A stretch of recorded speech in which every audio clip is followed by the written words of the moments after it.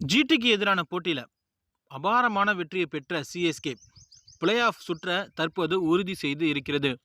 நேற்றைய போட்டியில் ருத்ராஜ் கேக்வாட் நம்மளை ஏமாத்திட்டாரு. ஆனால் வழக்கம் போல கார்த்திக் சர்மா அவருடைய நிதானமான ஆட்டத்தை வெளிப்படுத்தி சஞ்சு சாம்சனுக்கு ஒரு உறுதியான பார்ட்னர்ஷிப்பை கொடுத்தாரு.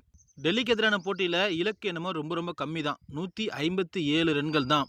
ஆனால் அவசரப்பட்டு ஆடி ஆட்டத்தை கோட்டை விட்டுடக்கூடாது அப்படின்னு சஞ்சு சாம்சன் ஒரு பக்கம் நிதானமான ஆட்டத்தை வெளிப்படுத்த, அவருக்கு உறுதுணையாக கார்த்திக் சர்மா பார்த்தீங்கன்னா நிதானமான ஆட்டத்தை வெளிப்படுத்தினார். இதனால் சிஎஸ்கே பார்த்தீங்கன்னா நேற்று 8 விக்கெட் வித்தியாசத்தில் டெல்லியை வீழ்த்தி புள்ளிப்பட்டியலில் தன்னுடைய 6வது இடத்தை மீண்டும் உறுதிப்படுத்தி இருக்காங்க.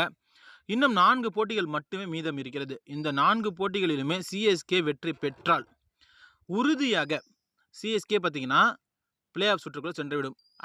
இந்த 4 போட்டிகளில் சிஎஸ்கேவுக்கு எதிராக எல்ஹெச்சி தான் பார்த்தீங்கன்னா 2 போட்டிகளில் விளையாட இருக்காங்க. அதுவும் சேப்பாக்கம் மைதானத்தில். அடுத்தடுத்த போட்டிகளில் எல்ஹெச்சியை நம்ம எளிதாக 2 போட்டிகளிலுமே வெற்றி கண்டு விட்டோம் அப்படின்னா அதுக்கு அடுத்து எஸ்ஆர்ஹெச்சை தான் நம்ம அவங்களுடைய மைதானத்தில் எதிர்கொள்ள இருக்கும். இதுதான் நமக்கு மிகப்பெரிய ஒரு பல பரீட்சையே. எஸ்ஆர்ஹெச்சை மட்டும் நம்ம வீழ்த்திட்டோம் அப்படின்னா கண்டிப்பாக பிளே ஆஃப் சுற்றுக்கு நம்ம உள்ளே சென்று விடலாம்.